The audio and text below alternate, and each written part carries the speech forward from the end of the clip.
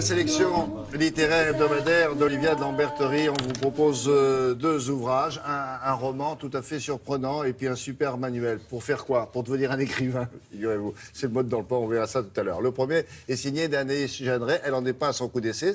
Ça fait pas mal de romans. C'est son 6e roman. Ouais. Je vous avais parlé du dernier, La solitude des soirs d'été. Et petit à petit, elle construit une œuvre, Nos vies insoupçonnées, des sentiments qui sont souterrains. Vous savez, c'est une archéologue du sentiment. Et je trouve qu'elle raconte très très bien les silences, les non-dits, tout ce qu'on ne voit pas au premier regard. Sauf que ce sont des gens ordinaires que l'on rencontre, en tout cas dans les premiers chapitres. Et il leur arrive des choses assez extraordinaires. C'est ça qui est Exactement. peut-être... Elle a le sens d'ailleurs de la scène, parce que le livre s'ouvre par une scène inouïe. Ah ouais. Vous avez une petite fille couchée, cachée, sous un placard, dans ce qui ressemble à une salle d'école.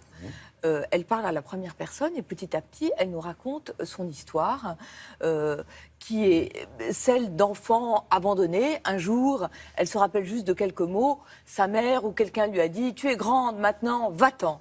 Et donc, elle a profité du flot, vous savez, d'enfants lors d'une rentrée des classes. Elle est rentrée comme ça dans l'école. De frayeur, elle s'est cachée sous l'armoire et depuis, elle ne bouge plus. Et puis la nuit, elle s'invente une sorte de vie comme ça.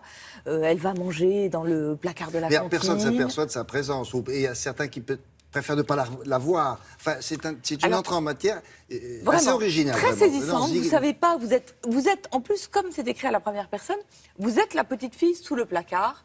Et tout d'un coup, des pas se rapprochent d'elle. Et puis, elle voit un regard vert et la maîtresse qui lui dit « Comment t'appelles-tu » Et là, c'est là où Anaïs Jeanneret, je trouve, a vraiment le sens de la dramaturgie. C'est exactement comme au cinéma, coupé, hop, la scène s'arrête.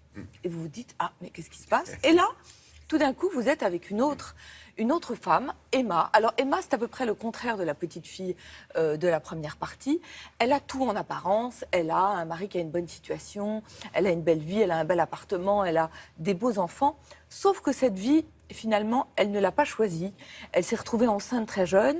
Elle s'est mariée et même si elle a un confort matériel très grand, elle est complètement étrangère à sa vie et à elle-même, jusqu'au jour où elle décide de s'en aller. Et puis hop, là, ça s'arrête aussi. Coupé, on coupe. On coupe et on arrive sur un troisième personnage, Manuel, qui est l'homme dont elle était amoureuse et qu'elle a abandonné pour se marier avec cet autre homme dont elle était enceinte. Et là, Manuel, il est devenu commissaire de police. Il ne s'est jamais remis de son chagrin d'amour. Ils vont dîner ensemble. Est-ce qu'ils vont se remettre ensemble? Hop, coupé. Non, cela dit, quand vous dites coupé, elle est comédienne. Donc ça ne lui a pas échappé, ça aussi. C'est peut-être dans son ADN. C'est peut-être dans son ADN, mais c'est aussi dans son ADN, je trouve, de romancière, parce que c'est un livre, vous savez, qui est construit un peu comme La Ronde d'Arthur Schnitzer. Un personnage en amène un autre. Oui. Et puis, finalement, ça forme un puzzle, tout ça. Alors, vous découvrez les pièces, pas forcément dans le bon sens. Vous avez un bord, et puis après, vous avez un coin, après, vous avez un milieu. Oui, parce qu'ils se croisent. Mais tout ça, va former... Au fil du livre, je trouve un portrait de notre société assez acerbe.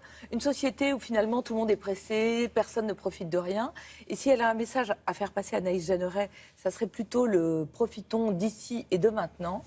Et je trouve aussi que c'est un livre qui raconte des situations souvent douloureuses. Cette petite fille cachée sous son armoire, ou alors la séparation d'un couple, ou une mère qui parle plus à sa fille. Mais...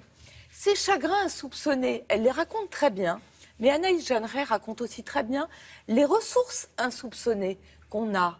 Et que parfois on fait le mauvais choix, parfois il y a un mauvais hasard, parfois il y a une mauvaise chance.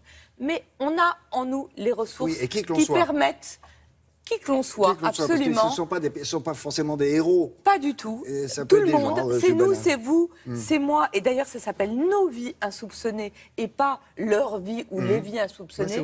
Et bien, nous tous, on a la possibilité de choisir tout d'un coup le bon aiguillage, de choisir le bonheur. D'accord. Et la petite fille qui est sous l'armoire, étrange, non? Qu'est-ce qui lui arrive? Eh ben non, je vous le C'est à dirai la pas. toute fin d'ailleurs qu'on va le découvrir. Nos vies insoupçonnées chez Albin Michel. C'est vraiment un très joli livre. Et donc je vous parlerai la prochaine fois quel teasing du super manuel pour devenir un écrivain c'est un- génial. C'est pour les enfants. Oui, c'est un petit guide de l'écrivain pour les enfants. Une panoplie de bonnes idées. Vous verrez ça la prochaine fois avec Olivia. Merci beaucoup.